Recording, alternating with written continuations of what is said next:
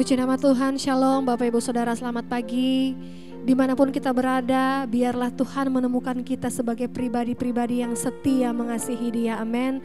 Setia mengiring Tuhan sampai Dia datang yang kedua kali. Dia dapati kita sebagai hamba-hambanya yang setia mengiring akan Dia. Mari hati yang mengasihi Tuhan kita bawa di hadirat Tuhan pagi hari ini Bapak Ibu Saudara. Terima kasih Tuhan. Mengikut Yesus, itulah kesukaan hatiku. Ku lepas semua aku untuk mengenal kehendaknya di hidupku. Mengiring Yesus, itulah kekuatan hatiku. Ku yakin anugerahnya mampu jadikanku hamba yang berkenan selalu mengikut Yesus. Itulah kekuatan hatiku. Ku lepas semua aku untuk mengenal kehendaknya di hidupku.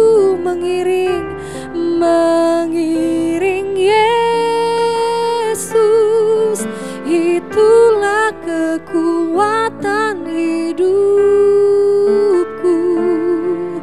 Ku yakin anugerahnya mampu jadikanku hamba yang berkenan selalu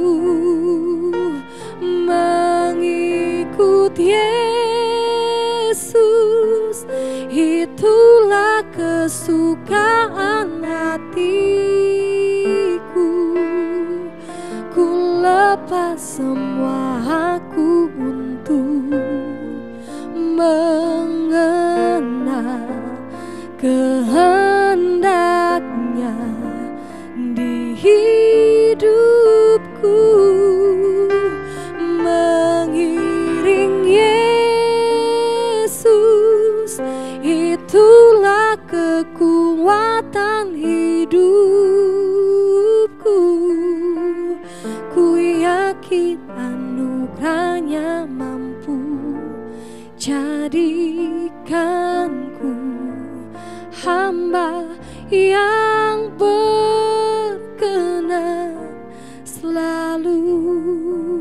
Kami yakin, ku yakin anugerahnya mampu jadikanku hamba yang berkenan selalu. Kami mau yakin Tuhan. Ku yakin anugerahnya mampu jadikanku hamba yang berkenan selalu. Kami mau setia iring Engkau.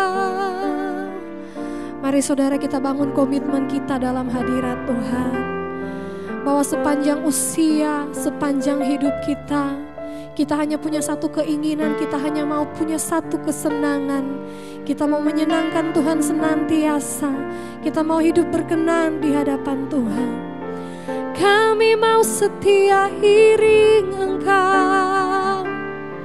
Kami mau setia senangkan-Mu, Yesus Tuhan. Pimpin kami Bapa untuk jadi seperti-Mu. Sempurnakan selalu haleluya,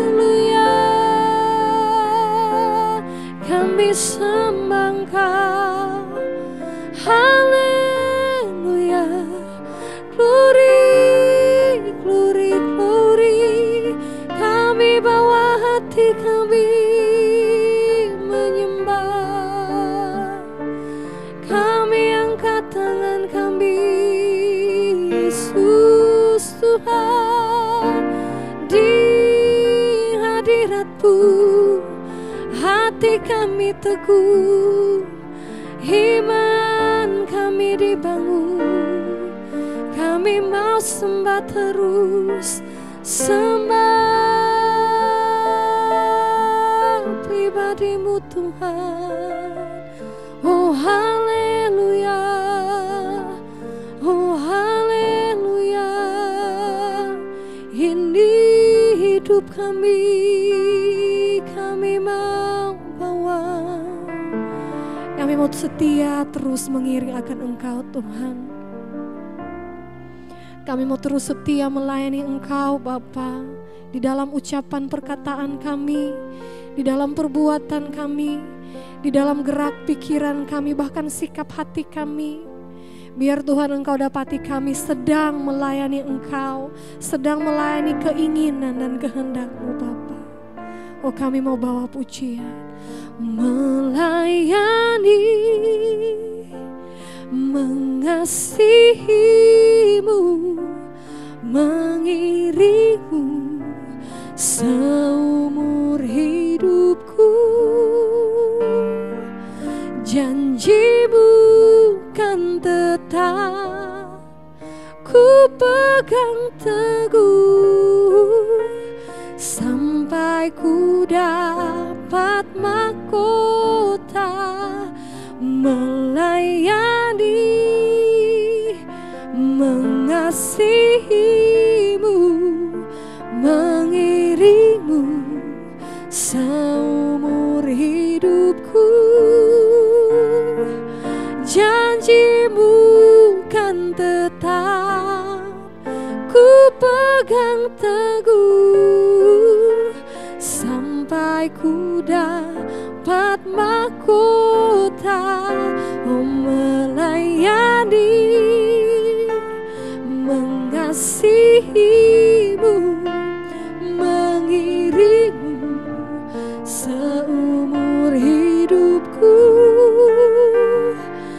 Janji-Mu kan tetap ku pegang teguh, sampai ku dapat mahkota kehidupan. Janji-Mu Tuhan, janji-Mu kan tetap ku pegang teguh, sampai ku dapat mahkota kehidupan.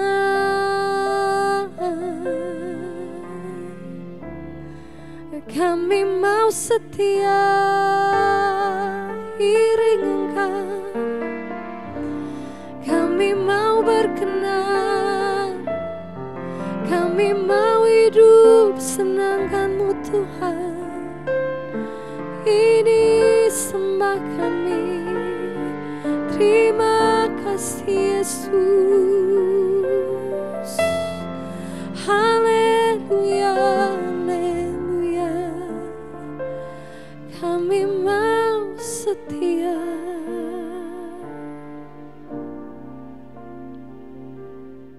Terima kasih Bapa, kami mengucap syukur buat pagi hari ini. Tuhan membangunkan kami dengan tubuh yang sehat, tidak kurang suatu apapun, untuk kami boleh menikmati hadirat-Mu dan juga bersyukur kepada-Mu Bapa. Terima kasih buat hari ini. Kalau sebentar kami akan mendengarkan firman Tuhan, urapi hamba-Mu yang tidak ada apa-apanya, berbicara bagi kami. Terima kasih Bapa, dalam nama Yesus kami berdoa mengucap syukur, haleluya. Amin, amin, amin. Iya, shalom saudara. Ya, terima kasih buat kesetiaan saudara dan juga kerinduan saudara untuk terus mencari Tuhan. Ya, karena itulah yang kita butuhkan di hari-hari ini.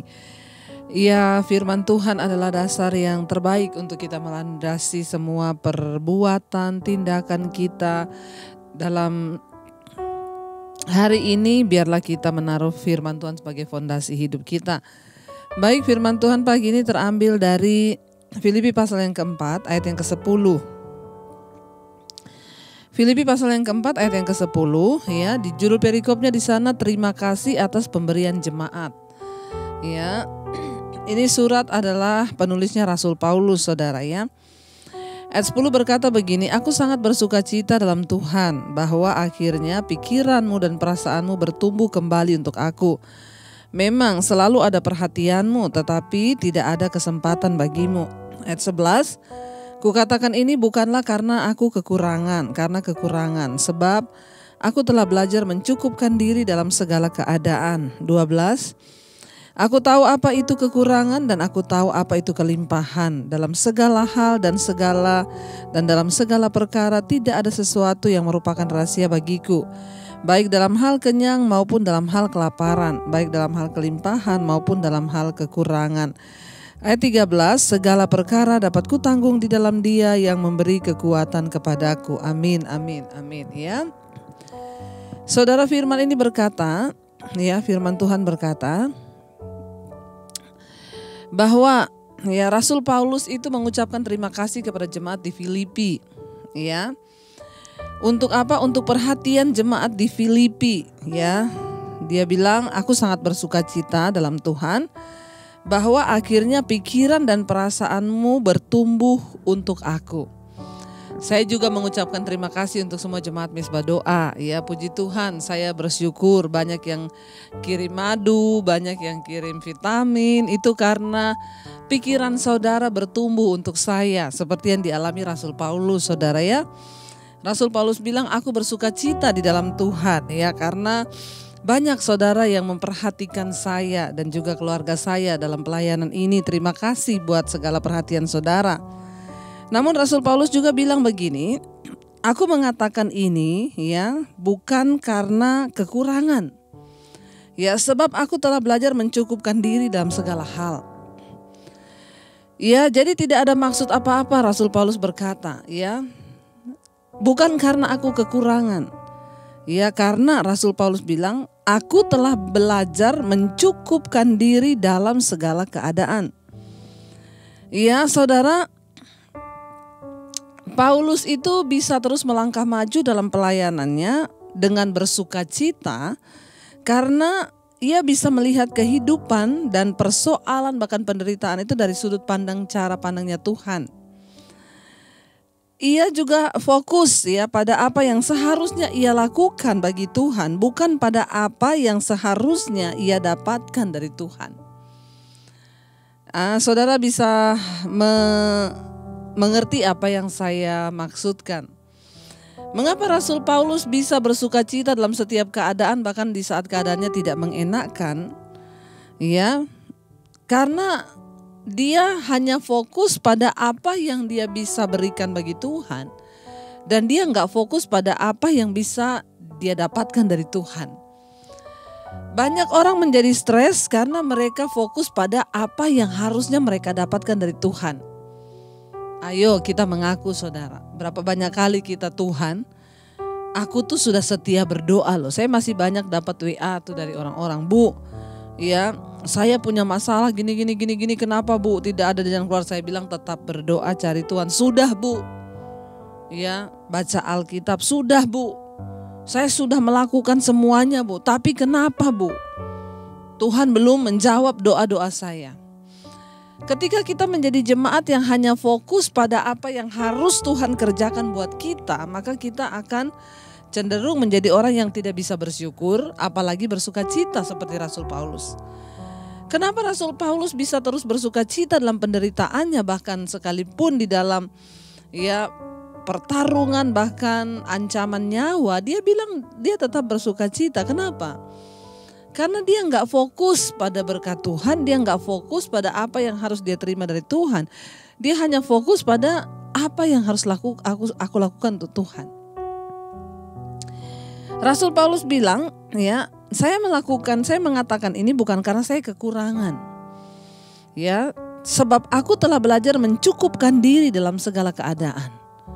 Hamba Tuhan itu harus belajar mencukupkan diri dalam segala keadaan. Sehingga kita ini bisa menjadi orang yang tidak hanya fokus pada diri kita, tapi kita juga bisa menjadi berkat bagi banyak orang. Ya, itu yang Tuhan mau. Kalau kita hanya menjadi hamba Tuhan yang fokus pada diri kita sendiri, maka kita tidak akan pernah mungkin bisa jadi berkat buat orang. Ya. Di sini dikatakan saudara, ya, Rasul Paulus bilang, aku telah belajar mencukupkan diri dalam segala hal. Bicara tentang rasa cukup itu relatif, saudara. Buat saya mungkin uang 1 juta cukup, tapi bagi saudara belum tentu. Ya, ada orang 10 juta sebulan gak cukup, Bu. Ya, 100 juta sebulan buat saya gak cukup. Bicara tentang rasa cukup itu relatif, ya. Tapi Rasul Paulus berbicara di sini yang luar biasanya, dia bilang apa? Aku telah belajar mencukupkan diri. Bukan keadaan yang menentukan standar kecukupan kita, tetapi diri kita lah yang harus menentukan standar cukup atau tidaknya. Jadi sekalipun keadaan bilang tidak cukup, tapi waktu kita belajar mencukupkan diri, ya. Mencukupkan diri, ya, artinya apa? Ya, seringkali tidak cukup sih, tapi saya harus belajar mencukupkan diri. Ya, sehingga Rasul Paulus bilang karena itu dia bisa terus bersuka cita. Ayat 12 dia berkata, aku tahu apa itu kekurangan dan aku tahu apa itu kelimpahan. Dalam segala hal dan segala perkara tidak ada sesuatu yang merupakan rahasia bagiku, baik dalam hal kenyang maupun dalam hal kelaparan, baik dalam hal kelimpahan maupun dalam hal kekurangan. Makanya sebagai seorang hamba Tuhan itu sebenarnya sudah pernah merasakan semua sih. Ya, jadi kita bisa ngomong, ya kalau hamba Tuhan cuma rasa kelimpahan terus, wah kayaknya belum afdol. Saya bersyukur Tuhan itu memproses saya dari awal saya jadi Kristen. Saudara yang sudah mendengarkan kesaksian saya bagaimana saya diusir dari keluarga dan saya harus berjuang hidup benar-benar tidak punya uang, benar-benar ya dengan air mata, dengan lutut saya berdoa dan itu saya alami bertahun-tahun, bahkan puluhan tahun. Ya, dan saya bersyukur satu hal, saya diberikan Tuhan kekuatan, saya tidak menyangkal Yesus, saya bersuka cita.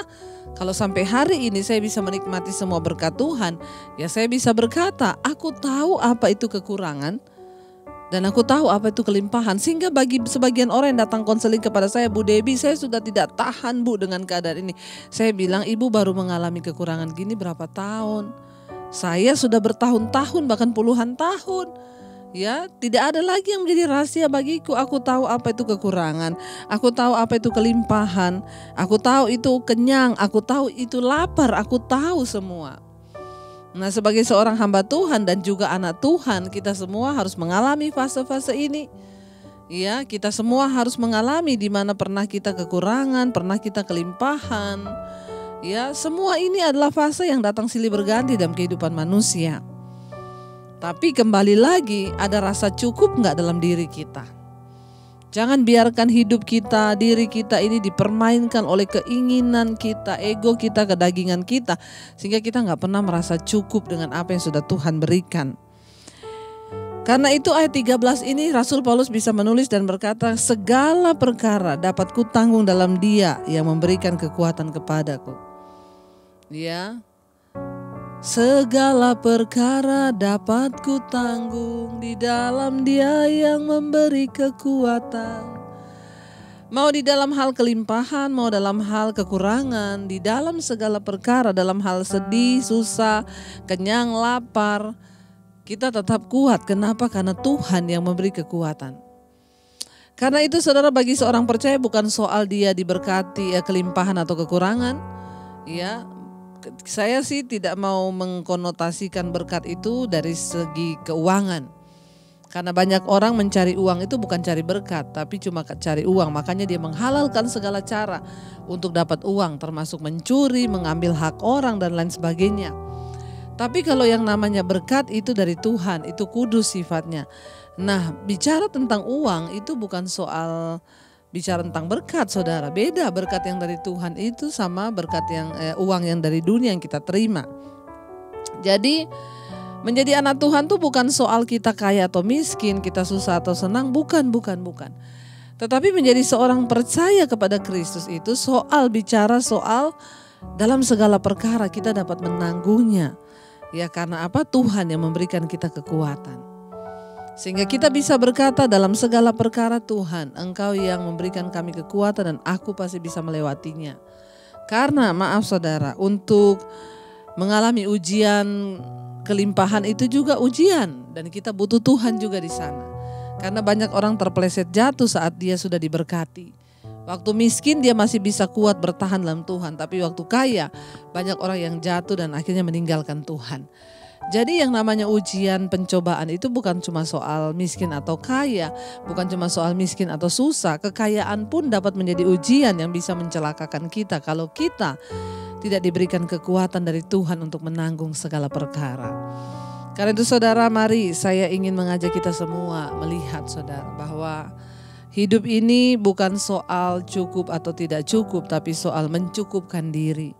Ya, dan biarlah kita terus banyak belajar dari firman Tuhan agar hidup kita semakin ada dalam perkenanan Tuhan. Mari kita renungkan firman ini. Terima kasih Bapa, ajar kami untuk belajar menyelaraskan diri kami dengan firman Tuhan. Bukan dengan kedagingan, keinginan atau keadaan kami, tapi sesuai firman-Mu.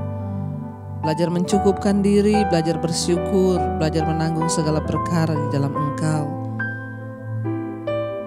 Katakan bersama saudara.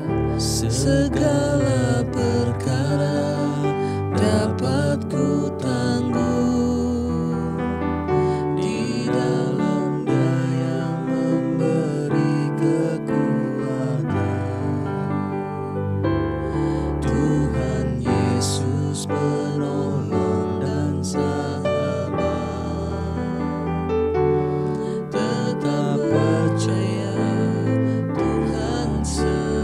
lebih lagi katakan segala perkara dapat ku tanggung di dalam Dia yang memberi kekuatan. Tuhan Yesus penolong dan sahabat, tetap percaya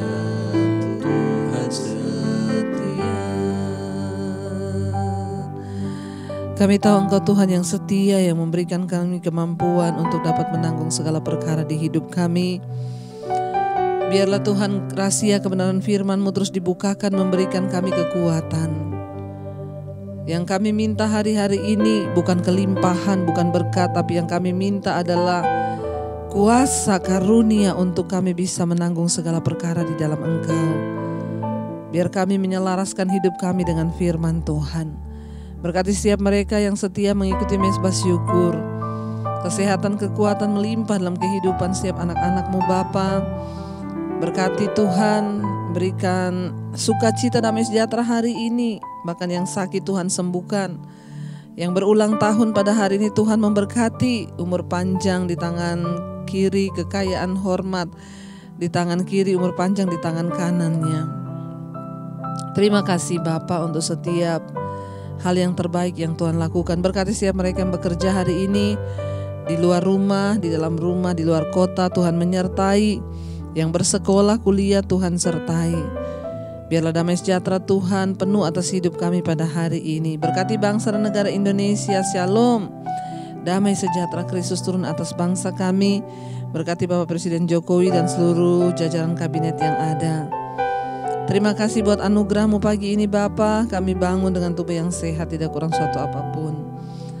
Mari kita berdoa. Bapa kami, Bapa kami yang ada di sorga, dikuduskanlah nama-Mu. Datanglah kerajaan-Mu, jadilah kehendak-Mu di bumi seperti di sorga. Berikanlah kami pada hari ini makanan kami yang secukupnya. Dan ampuni kami akan kesalahan kami, seperti kami pun mengampuni orang yang bersalah pada kami. Janganlah membawa kami dalam pencobaan, tapi lepaskanlah kami daripada yang jahat. Karena Engkau yang punya kerajaan dan kuasa dan kemuliaan sampai selama-lamanya. Mari buka hati dan tangan-Mu untuk menerima berkat. Diberkatilah engkau dalam kehidupanmu, diberkati rumah tanggamu, pekerjaanmu, kesehatanmu, keuanganmu diberkati, dan engkau akan menjadi berkat bagi banyak orang. Terimalah kiranya berkat dari Allah Bapa, cinta kasih Tuhan Yesus Kristus, penyertaan Allah Roh Kudus menyertai hidupmu. Mulai dari hari ini bahkan sampai kali yang kedua, Tuhan Yesus datang menjemput kita semua. Namamu tercatat di dalam kitab kehidupan. Dalam nama Tuhan Yesus yang percaya diberkati, katakan bersama. Amin, amin. Tuhan Yesus memberkati. Shalom, selamat pagi dan tetap bersukacita.